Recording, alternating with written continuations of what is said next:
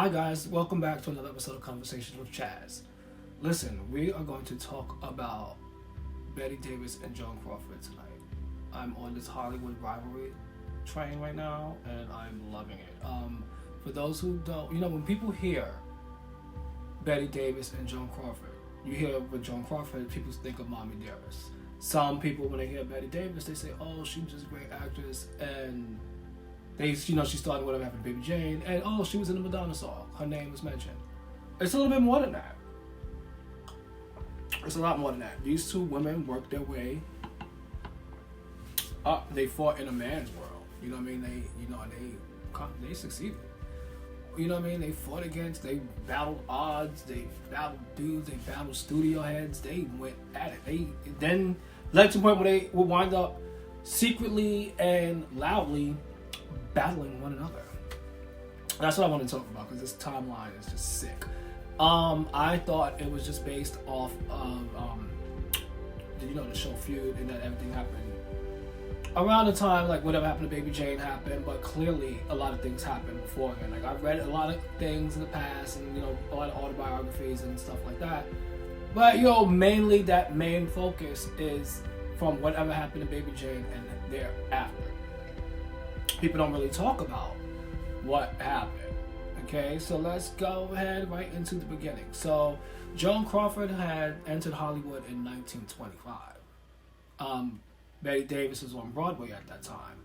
Joan Crawford is now blowing up. She's getting her name out there. People are talking about her. She's in movies. It's now 1930. 1930, she's married to Douglas Fairbanks Jr., the son of Douglas Fairbanks Sr. and the stepson of Mary Pickford. They had this thing in Hollywood called Pick Fair. Everybody went there. It was, it was who's who of Hollywood that had to go there. So it wasn't just any randoms that went there. And it took Crawford a while to get there and to be accepted at Pick Fair, even a little bit after the marriage. Now, like I said, it's 1930. This is happening with Joan. Joan's popular. Joan's lit. You know what I mean? So her movies are making money. She's, the talkies are in. She succeeded that. We love her. People love her. Okay? So now Bette Davis enters. And it's 1930. She has a string of disastrous films. She mentioned it in her biographies, and you've read about that in biographies and such. It didn't go quite so well for her in the beginning. There was a rumor that there was a Hollywood party for like a bunch of newcomers or whatever, and Crawford was already established, and apparently she swept in upstaging everybody. And they said that she had a tendency of upstaging people, and that kind of pissed off a lot of people. So what? She came in basically like it's a party for the unknowns. Let a known person be in there. I don't know. I'm defending her in that one. Okay, so then we get to this part because I thought it was that whole party, the whole party incident, but clearly it was something else that happened in 1933.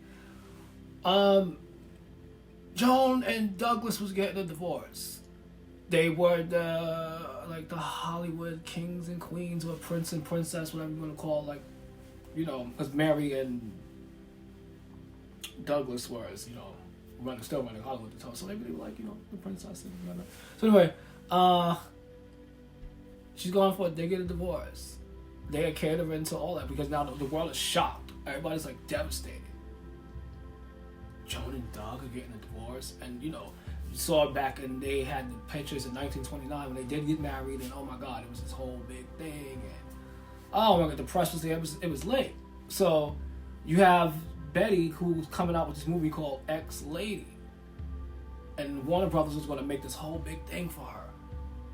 Apparently, that didn't happen because a couple of newspapers ran pages and pages of articles on Joan and Doug's divorce, and it was like, what about Bette? So her movie didn't really get the proper promotion that it was supposed to get. It eventually got dropped because it didn't make any money. So I guess that was something that added more fuel to the fire. I can't explain that. You know what I mean? Like, they were big, you were new. So I mean, you can't really get. I mean, you can be pissed off about it, but you wouldn't know something like that would happen. But I don't think Joan did that deliberately. So you know what I mean? Like, you can't blame her for that. Like, so you can't say she upstaged anyone for that. A divorce happens. You know, like, divorces happen every day. New artists come out every day. Shit happens to happen on the same day, then so be it. Can't be mad.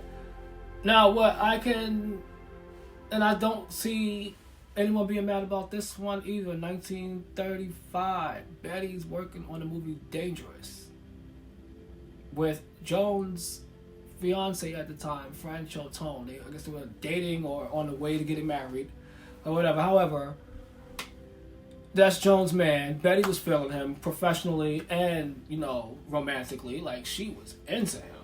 Like, really, really into him. She was like, he was a man to her.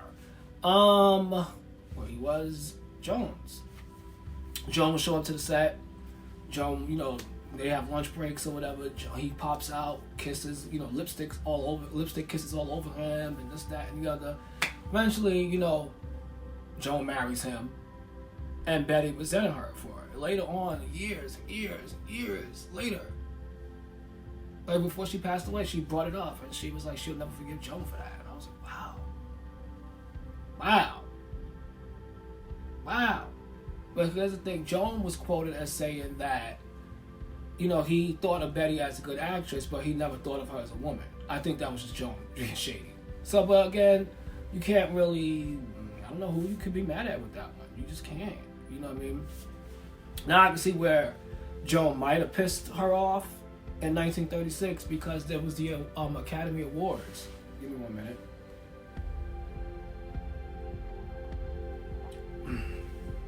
Damn, this one's good. It's the Academy Awards. Bette wins for that movie Dangerous that she does with Franco. Now, a little shade. Franco acknowledges Bette. Congratulations, blah, blah, blah, blah, good job, you know, we killed this movie, yay, oh my God. You know, good luck for what's next. Joan apparently didn't say nothing. She just sat there and was just like, okay, whatever. And Franco, like, he was like, yo, come on, you're being rude. Like, come on, chill out, come on. Say congratulations or something. She turns around, oh, Bette, what a lovely frock. Now, if you see this outfit that she wore, yeah, but you don't say that, Crawford. Come on now. Bro, what's wrong with you? So on that one, you messed up. Like, I mean, damn. Now, 1937 to 39, there was this weird transition with movies. Like, there was new people coming in. You had like Lana Turner and them coming in. You had people beefing up Hepburn. You had all this and that going on. People was becoming box office poison, and they were saying that these people, they're putting way too much into them, and these people are not making enough money. Joan was listed as one of them. Bette wasn't. So they start to, you know, cut her movies down. They're not really big on making a lot of Crawford movies at this point. So Bette is doing her thing. Jezebel, Marked Woman, Dark Victory. So after maybe, I want to say for Joan, They All Kissed the Bride, there was like this little weird thing until the women happened, and she was second billed. But it was a comeback for her. Alright. Bette was nominated twice around that time.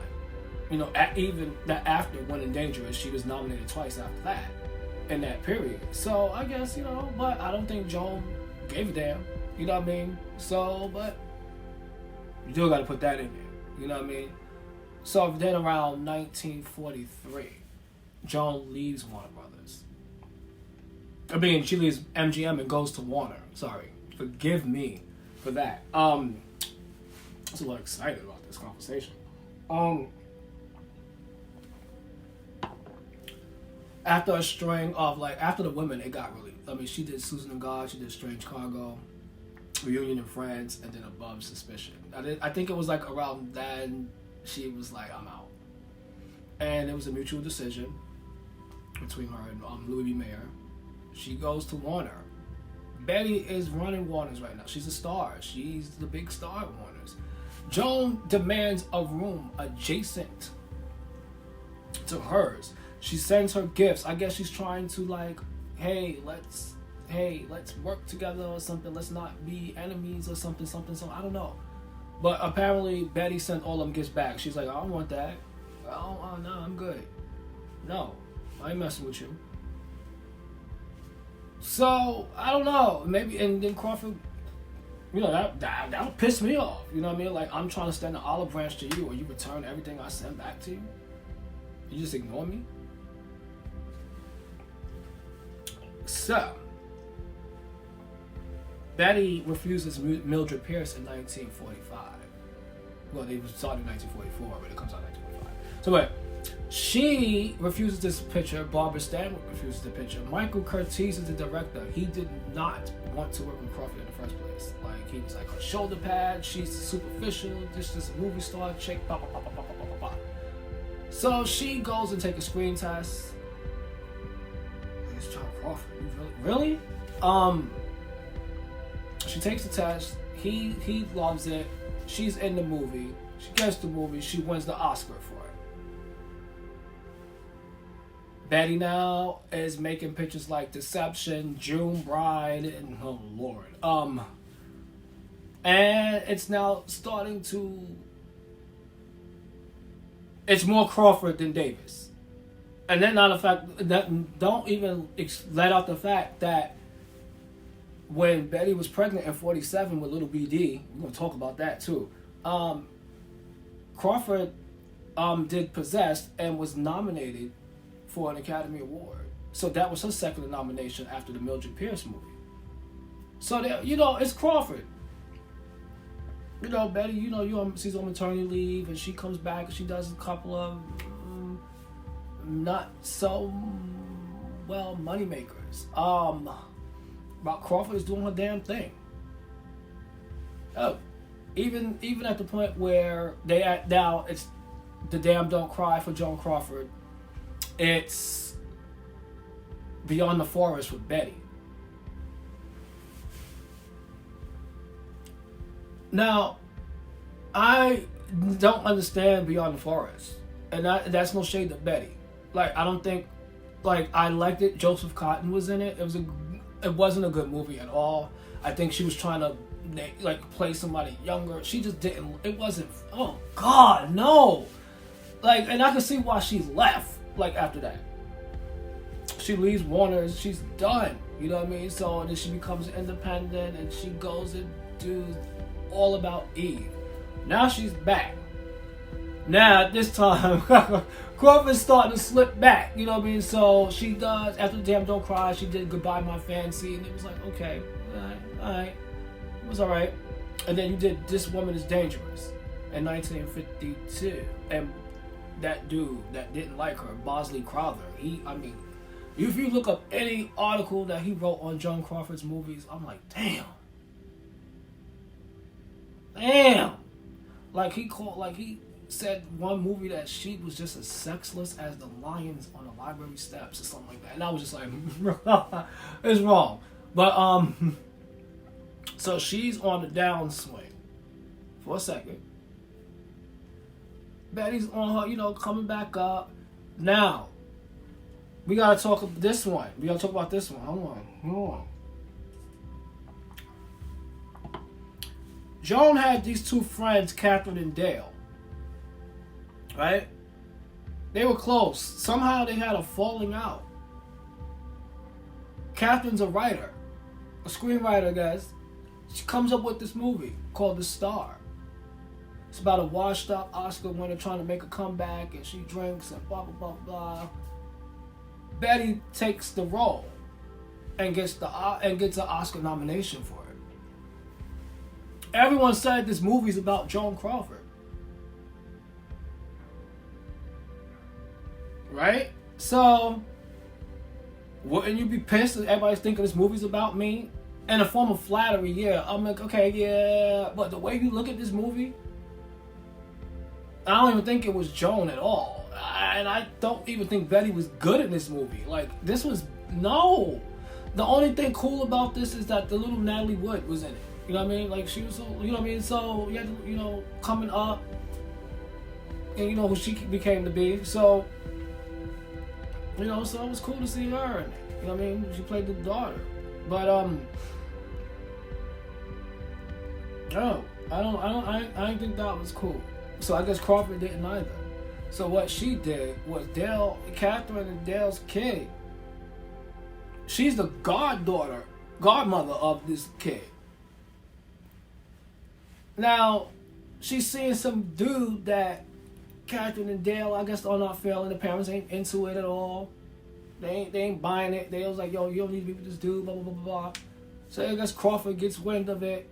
And Crawford's like, I'll talk to her, blah, blah, blah, blah, blah. Come to find out, Joan Crawford arranges the press and everybody, and it's a huge wedding. And the parents are not invited to their own daughter's wedding. And they didn't really speak after that. Payback's a bitch, though. I mean, and if that was the reason why she did that and to the movie, I don't know, but it's pretty fucking cool. I mean, I gotta give it to Crawford for doing something like that. Like, I mean, it's hateful, it's spiteful, but damn, girl, woo! So that happened, and we get to the 50s. They're doing a string of movies. Bette is basically, she's home with the kids now. She's married to Gary Merrill. They're living in Maine, and so she works here. She's doing this and there.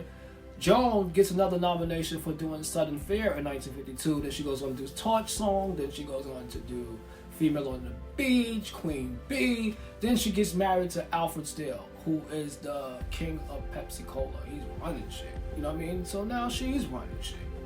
So now, you know, you see her everywhere with Christina, Christopher, Cindy, and Kathy. And, you know, all the kids, they all, you know, you see them going to places. They're in every newspaper article, this, that, and the other, every tabloid. You know, they're everywhere. Bette, not so much. Betty's laying low. You see her, you know, she did a couple of movies, like TV spots, here and there. So now it's kind of quiet for the both of them, though. You know, Alfred, he passes away in 1959. Crawford does a movie, but apparently Crawford has to pay some people back. Because apparently they said that this dude ran a debt.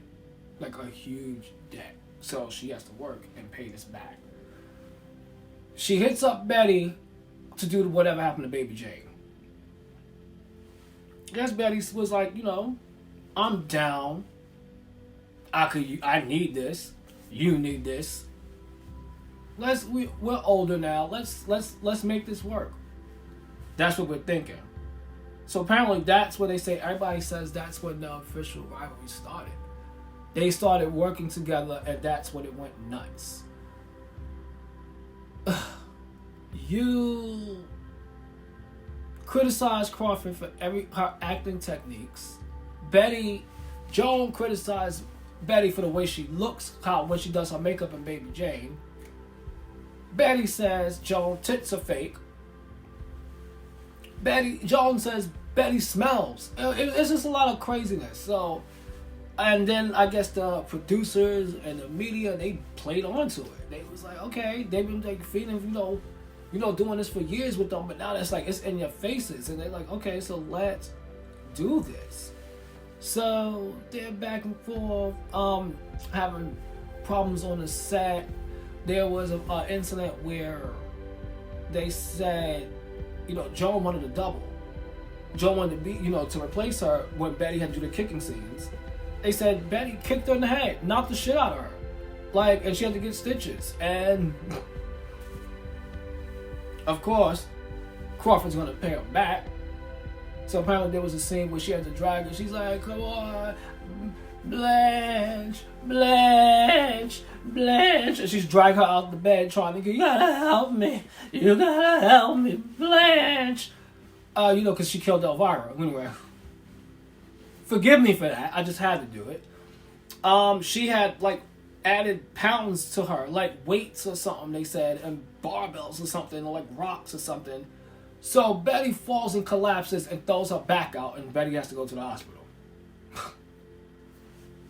I ain't siding on that one either, but I'm just telling y'all that it happened. So, Carmen's a bitch. Because 1963 comes along, the Oscar nominations hit, Bette's nominated, Joan isn't. But they gotta have this thing where they do something happens, like. So now that Joan's not nominated, I guess Joan is like, well, whoever wins, I guess I'll accept on their behalf. Whoever doesn't show up. Meanwhile, she already was a presenter at the awards. Girl, you are shady.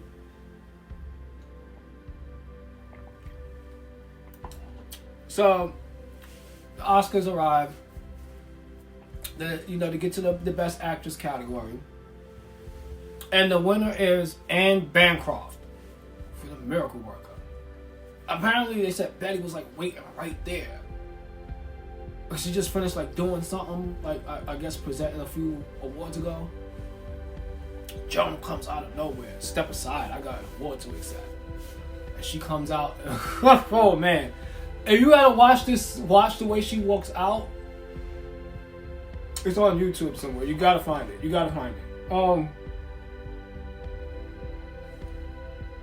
It does look like a little.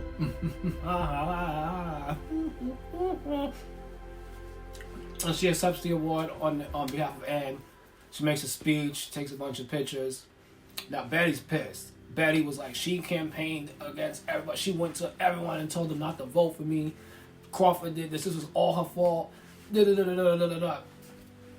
This is another thing. This was the final time that she got nominated. It's like the 10th time, I think. And this was it for Bette. Like, so. What are you gonna do? Get Crawford back. So they team up to do another picture called Whatever Happened to Cousin Charlotte. Whatever happened to Cousin Charlotte because of whatever happened to Baby Jane. So I guess they wanted to sequel that. And Crawford, who is still, she's now on Pepsi because Alfred's gone, so she's doing it now. Davis installs a Coca-Cola machine. So, all right, you're going to piss me off by, putting my rivalry in my face. So, okay. They have a bunch of tension on the set. Crawford goes to the hospital a few times. Apparently, they said Bette could hire a spy, or they all did, because Bette is now a producer of the movie. Things don't go well. They threaten Joan with lawsuits here and there, this, that, and the other. She leaves again, goes on medical leave. They eventually replace her with Olivia de Havilland. And they change it to Hush, Hush, Sweet Charlotte. Gotta talk about Olivia de Havilland in another episode. Because the rivalry with her and her sister. Bitch! No! I don't want that to be my sister. So no.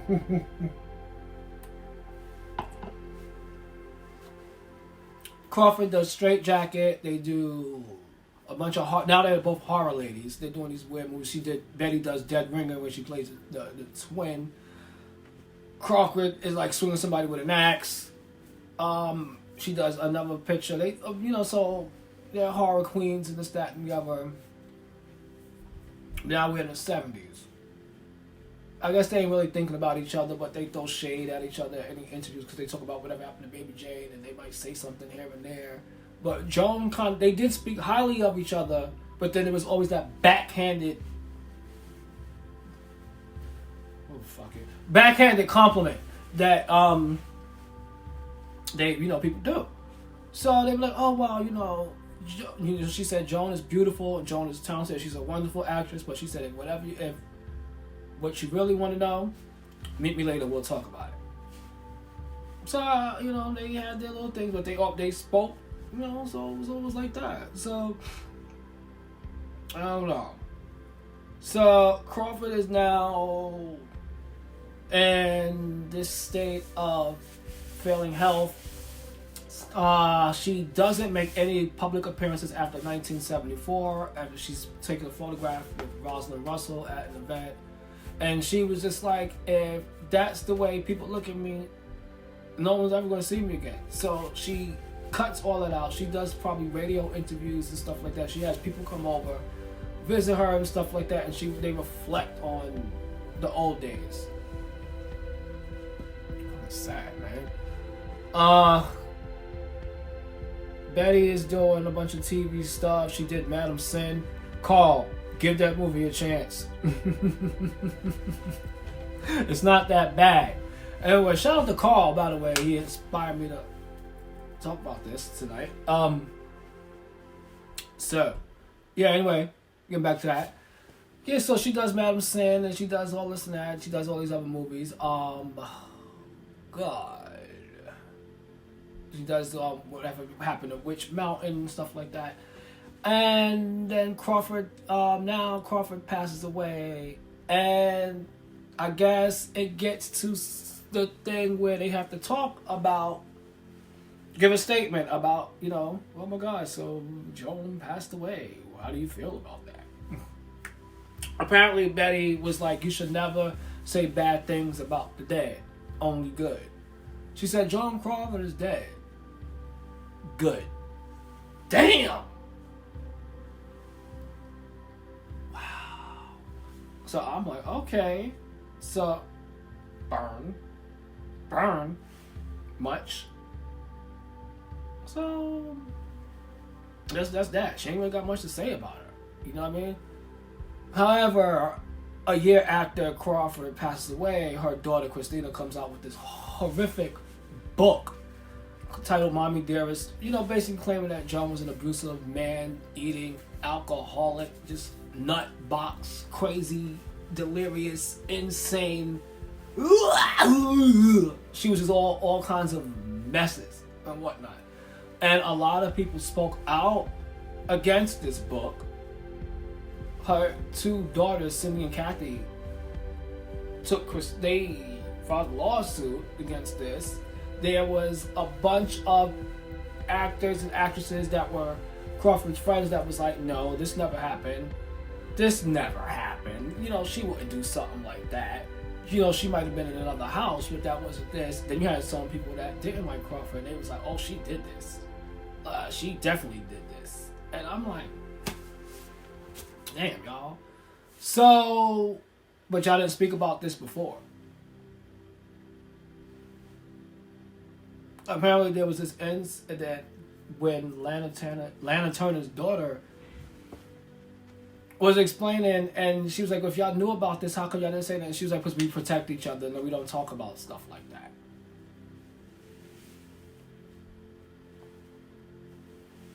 I didn't get that. You're supposed to talk about it. Gotta talk about it. We get to, so then Davis was like, hold up, not for nothing. Despite of all the stuff that we might have gone through, I'm using some words, but might have some words, what I mean? But despite the stuff that we've gone through in the past, as I respect her talent and what happened in this book, Joan Crawford did not deserve that. That was the most vicious thing that a daughter can do to a child, to a mother. First of all, this woman took her out of, foster home or whatnot. This girl could have been like anywhere, but she was able to move into Hollywood and have a Hollywood lifestyle. You know what I mean? So we don't really know what happened in that household. We didn't live there. So we really don't know how true this was, but because the way this book came out and the way this daughter did this, Crawford now has this reputation that, you know, that will probably never go away. But it's people like us that gotta be like, hey, listen, she was a good actress. She gave money to people. When Carol Lombard passed away, she took the role and donated the whole entire salary to the Red Cross and everybody else. How about when Francho, her husband that she divorced in 1939, she took care of him in 1968 when he was dying. And paid for the arrangements and stuff like that. But nobody talks about stuff like that. It's not nice. So that, you know, so Bette, I guess, you know, you can't, she stood up for, you know, somebody had to. You know, some people did, but I think that was cool for Bette to do. But you know what's jacked up is that the same thing happened to Bette maybe 7 years later. That BD wrote that book, My Mother's Keeper, and did the same thing. First of all, this book came right after Bette had, like, she just was getting over breast cancer. She had a stroke. Like, and then you do this? Bette said in an interview, she said that this book that her daughter had written about her was more catastrophic than a stroke that she had. She said she was just devastated. So, you know what that led to? Another disownment and people saying stuff. And apparently the brother, Bette Davis' son, was like, I ain't messing with you no more, messing with BD no more. So Gary Merrill defended the book also, you know, defended Bette also. People was out there defending her. Eventually, you know, Bette cut her and the grandkids out of the will and was like, you know, basically have a nice life. And she only had a couple of years later and left, but that really hurt her. So you can't really, I don't know. As far as these women go, as far as people taking sides, I mean, it's fun, but at the end of the day, nah, this shit's fucked up. You know what I mean? Like, their stories is dope. What happened? You know how they ran Hollywood, how they fought against the odds and everything. But then when you look back, ugh, I don't know. So I don't know. I just don't. But we can't be like that. We can't be all one-sided against somebody and this, that, and the other. Like I said, it's fun, but I know we have our favorite actors. I don't like this one. I don't like that one. But you can't be like, you can't say I don't like them. You don't know them. You say I don't like their films and stuff, or you don't like what they heard, what you heard. What you heard probably ain't even true. Half of this stuff is, you know what I mean, like, is from autobiographies and videos and movies and stuff that I read about and put together and had to and put to, you know what I mean? So, yo, those two women you can't do that. So, you gotta be neutral. You gotta just be neutral. It's only right. Alright, so listen. That's it on this segment. The next segment, we definitely gotta talk about Joan Fontaine and Olivia de Havilland. How the hell does two sisters who are, you know what I'm saying? First of all, the only two sisters, siblings period, that won Oscars, right? End up not speaking to each other for the rest of their damn lives. We gotta talk about this. Alright, so y'all stay up. Be safe. Y'all stay out of that snow, because it's crazy. Alright. Peace.